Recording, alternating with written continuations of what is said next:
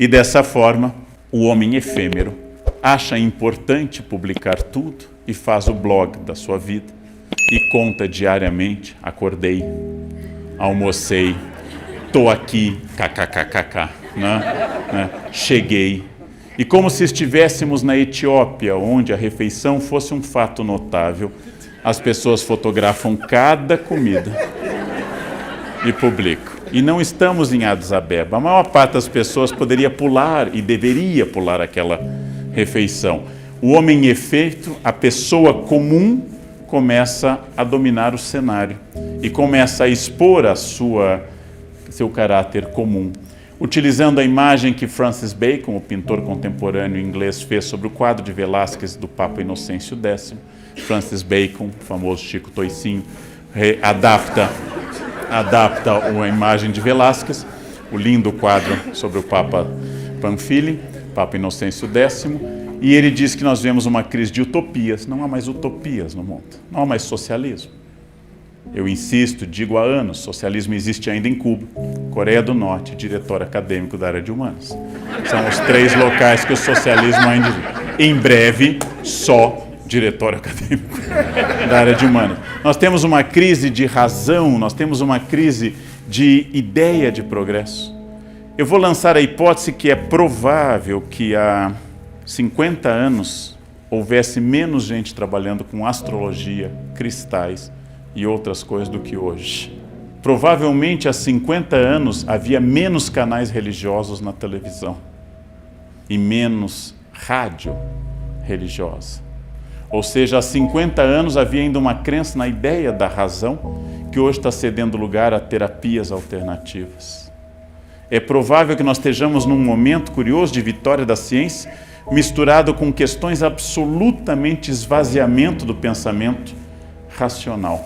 É provável que os aparelhos que ficam obsoletos muito rapidamente e que nós tenhamos hoje esse hábito de não consertar mais nem máquinas, nem pessoas, nem relações, nem aparelhos. Estragou, troca. Quando minha avó casou, ela sabia que era para a vida inteira. Não que ela não pudesse separar. Havia desquite, não havia divórcio. Mas o sistema moral dela não pressuporia isso. E como eu já disse na televisão, uma mulher casada podia se entregar ao casamento, porque nada abalaria este casamento. E hoje, aqui eu me refiro às minhas amigas que assistem nesse auditório. Está difícil, a fila anda. Eu sugeri numa palestra Curitiba, imaginem Graziella Massafera, linda atriz, linda, inteligente, simpática, foi largada. Imaginem vocês, gente.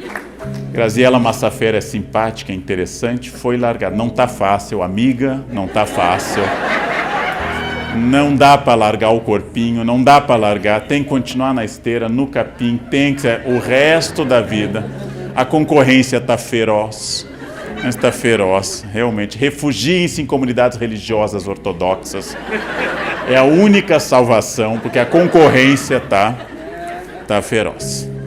Vejam, gente, não há mais a ideia de que você conserte algo. Meu pai comprou uma Eletrola na década de 70 e aquilo nos acompanhou até o doutorado. Todo celular que estraga, a chance de consertar é baixíssima. A chance de trocá-lo é maior. Isso já é uma característica do dinamismo do nosso capitalismo, mas é também uma característica do dinamismo das nossas relações. Não deu certo, separa. Não gostou da frase do amigo, bloqueia. Não fala mais, nós não consertamos mais coisas, nós simplesmente jogamos fora, trocamos, e essa é uma característica contemporânea. O grande Baudrillard, que me deu aula na França, dizia que se o século XVIII foi a Revolução Política francesa, o XIX foi a Segunda Revolução Industrial, o XX é o início da grande revolução, que é a Revolução da Incerteza. A revolução das ideias não claras. A revolução em que as ideias têm que aparecer, mas outros já podem contestá-las imediatamente. E esta é a dúvida dessa sociedade líquida que o Bauman tanto toca. Nós somos, em algum sentido, a sociedade que tem a maior quantidade de dúvidas na história, e é comum que as pessoas confundam o fim do mundo que lhes deu sentido com o fim do mundo. Ou seja, como o mundo que me deu sentido não existe mais, eu acho que este mundo está acabando. Você nota essa ruptura com as pessoas de mais idade, com aquele segundo de dúvida na escada rolante. A pessoa se aproxima da escada rolante, ela já viu aquilo, mas aquilo não nasceu com ela. Então ela mira no degrau, ela olha bem e dá um pulinho meio nervoso, sempre imaginando que a escada vai tragá-la, vai levá-la para uma outra dimensão. E os jovens entram na escada rolante sem medo. Nós temos sotaque na nossa capacidade de pensar o mundo. Nós temos um sotaque, e este sotaque está nos levando a uma questão importante. É a era da total liberdade. É a hora que você escolhe o que você quer vestir, o jeito que você quer levar a sua vida. É a era por excelência dos gurus, dos homens que nos ensinam e as mulheres a nos vestir, a cozinhar, a pensar. É a era dos gurus e a era do esoterismo. Religião é um dos fenômenos mais tradicionais na constituição da sociedade humana, nos acompanha desde a pré-história. Religião é definidora do pensamento humano. Não confundam com esoterismo. Esoterismo são práticas mágicas, em que você diz alguma coisa para conseguir algo do ponto de vista mágico, que não tem nenhuma relação com a religião. Esoterismo são as pessoas que já estão passando rímel no terceiro olho. Esoterismo são as pessoas que acreditam que determinadas ações produzem determinados resultados. Use roupa íntima vermelha no ano novo que você terá amor.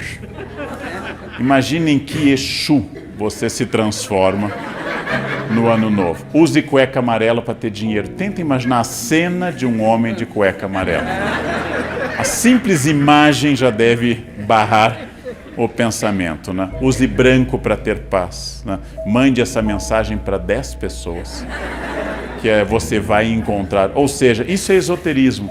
E esses gurus se multiplicam na medida em que nós temos um outro paradigma, um paradigma muito interessante. Nós substituímos a tradicional gerontocracia, o poder dos mais velhos, geron em grego, os mais velhos, pelo poder dos mais jovens. É a primeira vez na história que os jovens dominam a técnica e não os mais velhos. Então, nos últimos anos, sempre o mais velho era o que sabia que sementes plantar, quais eram as orações corretas, quais os procedimentos. Os velhos mandavam na sociedade. Ser mais velho era um atributo. O respeito que a sociedade na qual eu nasci no sul do Brasil tinha pelo meu pai era pelo fato de ele ser um advogado antigo. Quanto mais antigo, melhor, dentro de um limite. É claro, a juventude eterna é a nova novidade do século XX, e o fato da juventude ser acompanhada de um domínio técnico. Todo jovem nasce sabendo tecnologia, faz parte hoje do DNA. Ele fuça 30 segundos no celular e ele sabe tudo. E eu leio o manual, um sinal claro de idade. Ele fica olhando pelo método empírico, tentando, mexendo e vai achando. Não. Se eu tenho uma dúvida de tecnologia, basta consultar alguém jovem. Basta consultar alguém jovem.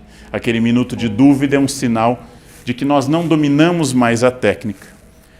E nós temos ídolos jovens, dotado de um talento sinestésico corporal muito grande, um tipo de inteligência corporal muito grande.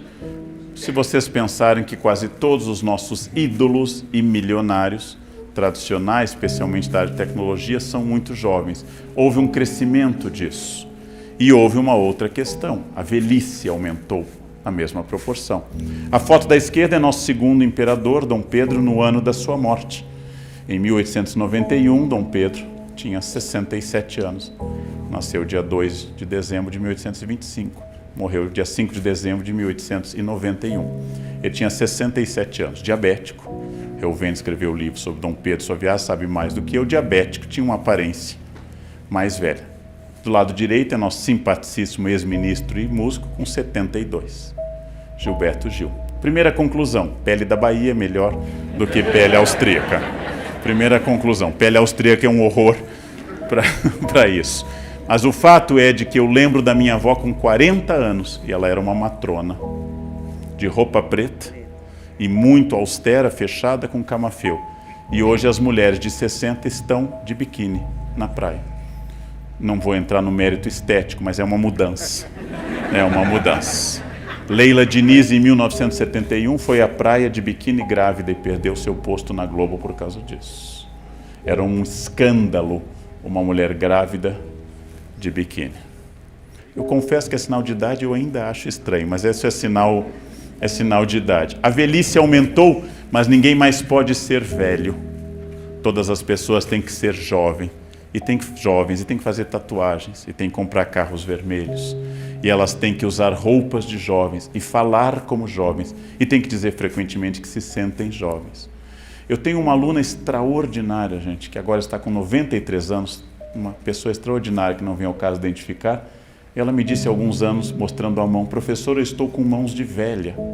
E eu disse, é normal quando a gente se aproxima do 100, é normal. É comum na espécie humana, desde que Deus limitou a 120 os mais fortes e acabou com aqueles exageros de Matusalém e de Adão. Ou seja, é comum na espécie humana essa ampliação da velhice. E o desafio, de novo, volta ao ponto, é comunicar. Porque agora a ruptura entre as gerações não é mais de concepção de mundo, mas é de linguagem. Né? Eu preciso de uma fonte. Alguém de 17 pensa no que é, para botar na tomada. Alguém de 60 pensa, pro jardim, meu filho. Ou seja, o vocabulário mudou e o desafio da conversa se multiplicou e nós já tínhamos tocado nele. Um grande especialista em comunicação estabeleceu ainda antes do boom dos computadores pessoais, McLuhan nos advertiu que a maneira como eu uso a comunicação, os meios, as redes sociais e tudo que ele nem viu se desenvolver, marca porque eu sou marcado pela mensagem. O meio e a mensagem são solidificados numa coisa só, de tal forma que no momento que eu passo a pensar pelo celular, pelo Twitter, pelo blog, meu cérebro passa a se adaptar a este padrão. E este padrão se torna cada vez mais rápido a este respeito. E, naturalmente, a nova retórica é a falta de retórica. Não há mais nenhum jovem que domine pronomes de tratamento. E eu tive um bimestre da minha vida dedicado a aprender a escrever e abreviar Vossa Reverendíssima, Vossa e Sua Excelência, Magnificência, Vossa Magnificência e assim por diante. Eu perdi um bimestre da minha vida e é mais uma habilidade similar ao reto projetor e à máquina de escrever. A retórica desapareceu, a retórica se transformou e a solução para a comunicação rápida é cada vez mais a imagem, até nos assustando naquele caminho que Huxley escreveu no Admirável Mundo Novo, que talvez o grupo Delta só conseguia ler jornais com imagens. É possível que essas imagens, fortes ou fracas, pungentes como essa de Sebastião Salgado, cada vez mais signifiquem a comunicação. E nós nos encaminhemos de novo para uma sociedade ágrafa, que não escreve, mas que lê imagens. Mas para uma sociedade, para uma escola que ainda pensa bastante através do texto. A mensagem tem que ser curta, ela não pode ser comprida, porque senão ela não será entendida. Quanto maior a mensagem, menor a chance dela ser entendida. Quanto maior o texto, menor a chance dele ser entendido. E, acima de tudo, eu vou ter que pensar que nós temos o maior acesso da história humana à informação e a menor quantidade de tempo para aproveitá-las. Eu vou dar exemplos tirados da bibliografia clássica. Por exemplo, quando pela primeira vez uma luta foi transmitida pelo rádio, e pela primeira vez na história, nós estamos em 1921, o número de pessoas que utilizaram o rádio foi superior aos que estavam presentes ao evento. O boxe era uma das coisas mais populares no início do século XX. E esta luta entre um francês e um americano, vamos agora observar a diferença. 90 mil se acotovelaram ao redor e 300 mil ouviram pelo rádio. Foi a primeira vez que isso ocorreu e hoje isso ocorre sempre. 1.000 pessoas assistem à cerimônia na Basílica de São Pedro. 1 milhão assiste pela televisão. 10, 15, 20 mil pessoas convidadas para uma festa. 1 milhão assiste de outra forma. A experiência mediada, segundo o livro que eu cito aqui, é maior do que todas as outras. Vamos tocar num campo que eu gosto muito, a música. Em 1853, um dos maiores sucessos de Verdi estreou no meu teatro preferido no planeta Terra, La Fenice, de Veneza. para 500 privilegiados. Ninguém jamais tinha ouvido a música da Traviata. Só os que estiveram ali e saíram pelas ruas de Veneza cantando a Valsa do Brinde. Ninguém mais sabia sobre essa música. Vamos avançar 100 anos nessa experiência extraordinária e vamos para 1953, quando as pessoas podiam comprar muitos long plays. Jovens vão anotando essas coisas antigas e arcaicas, e poderia então pegar muitas gravações da Traviata. Isso é um disco, funciona como um disco, e ouvir a Traviata em várias versões, de tal forma que é muito mais rico do que 1853, porque eu tenho uma chance muito maior. Vamos avançar. Eu posso baixar nesse instante nessa sala umas versões completas da Traviata.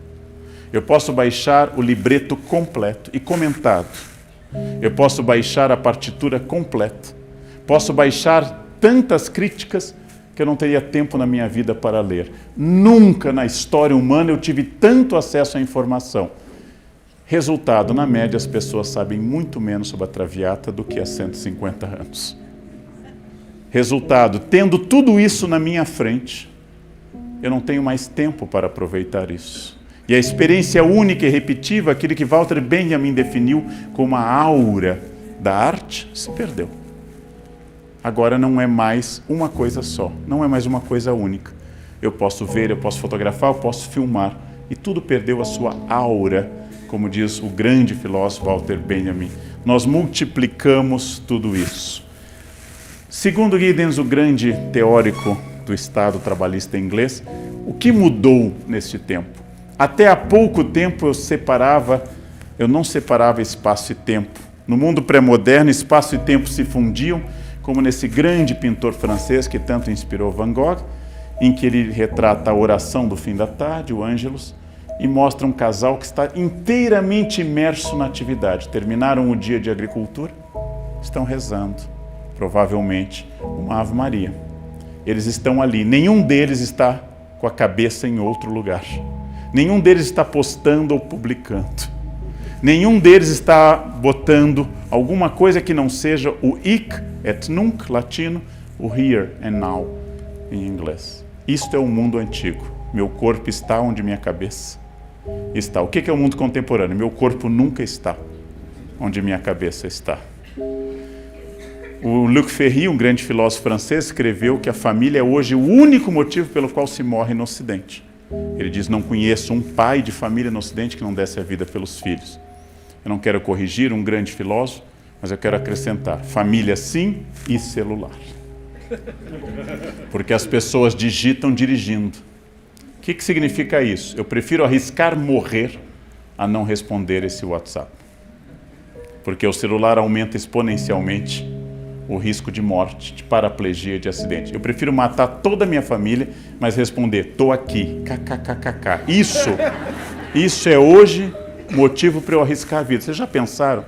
O que faz alguém digitando no trânsito está dizendo e mandando a seguinte mensagem: não há nada mais importante do que estar plugado naquele momento. É uma questão muito curiosa. Isso passou, essa questão passou, e passou também a minha capacidade de concentração.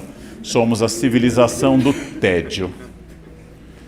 O adolescente clássico contemporâneo, o francês chamaria de blasé, minha avó de entojado, mas somos a civilização do tédio. Temos cara de landscape, temos cara de paisagem.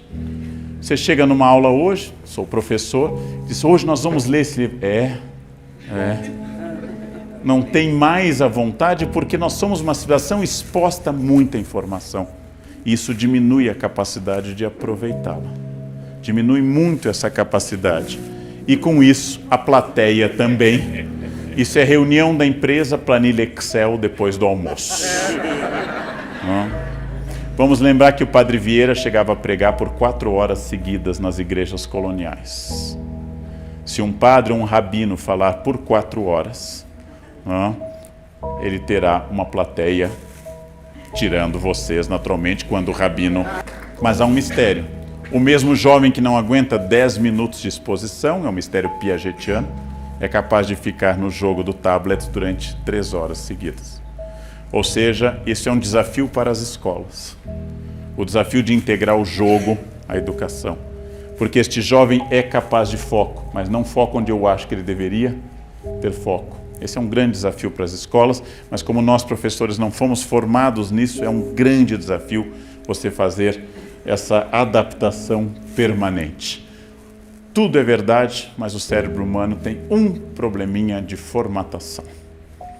Eu posso fazer duas coisas ao mesmo tempo, o cérebro humano comporta isso, mas a energia de foco será a mesma e eu vou dividi-la ao meio, 50-50. Eu posso fazer 4 coisas ao mesmo tempo, mas verá 25 teóricos para cada um.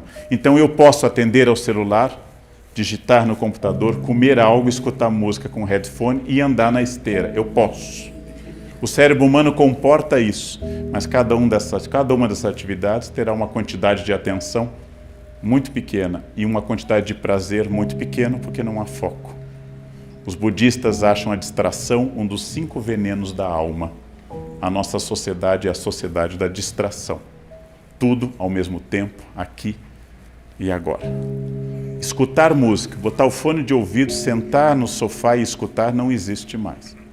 Eu escuto enquanto eu bebo vinho ou chá, o que eu quero, e leio sentado no sofá e como ao mesmo tempo. Ou a música, ou o vinho, ou o sofá serão punidos por isso.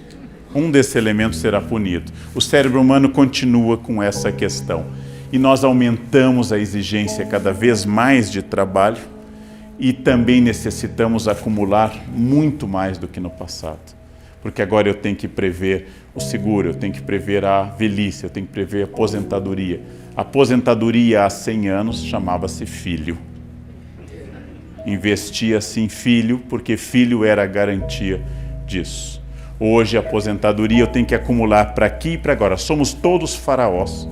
Que desde que subimos ao poder, temos que começar a construir a pirâmide. Quando vieram me oferecer há 6 meses um plano para túmulo, eu achei que era até o máximo, né? Achei que tínhamos chegado ao fim, né? Tínhamos chegado ao fim dessa possibilidade. O trabalho se tornou tão importante que é o único suicídio ético. Apesar do suicídio ser condenado por todas as religiões ocidentais e ser um tabu particularmente forte no judaísmo, eu posso dizer, eu estou me matando de trabalhar. E todo mundo aprova. Se eu dissesse, estou me matando de beber, estou me matando com crack, ninguém acharia isso tão interessante. É um suicídio ético, o trabalho e o vício. E é um vício, do qual hoje algumas autoridades nos Estados Unidos recomendam finais de semana de desintoxicação. As pessoas vão para fazendas sem rede, sem rede em qualquer sentido da palavra, e se desintoxicam disto. Porque o Facebook, os grupos, todos esses grupos se transformaram em um preenchimento absoluto de um vazio que incomoda as pessoas. Porque estando no ônibus, no elevador ou no carro, elas acham que têm o que fazer digitando. E tendo o que fazer digitando, elas se sentem importantes, elas se sentem alguém, elas se sentem inseridas em alguma coisa. Isto é uma mudança muito grande na percepção e a ideia de felicidade como inserção em rede social. E eu insisto em várias coisas, e uma delas baseadas, uma no genro de Marx, Lafargue, outro num italiano recente, Domenico de Masi, que insistem os dois, que sem o ócio não existe nem felicidade nem criação. Ócio não é ligar a televisão e ficar vendo, isso não é ócio, isso é tédio, isso é totalmente diferente. Ócio é a capacidade de deixar a cabeça fluir sem uma atividade fixa. Ócio é a capacidade de escutar uma música e conseguir viajar com essa música. Ócio é a capacidade de focar num ponto mental sem estar fazendo outras coisas. Ócio não é passar o tempo. Ócio é dar ao cérebro um tempo para que ele possa produzir. E com essa superexposição de atividades, responder mensagens, ver coisas, ninguém tem 1 minuto para absolutamente nada.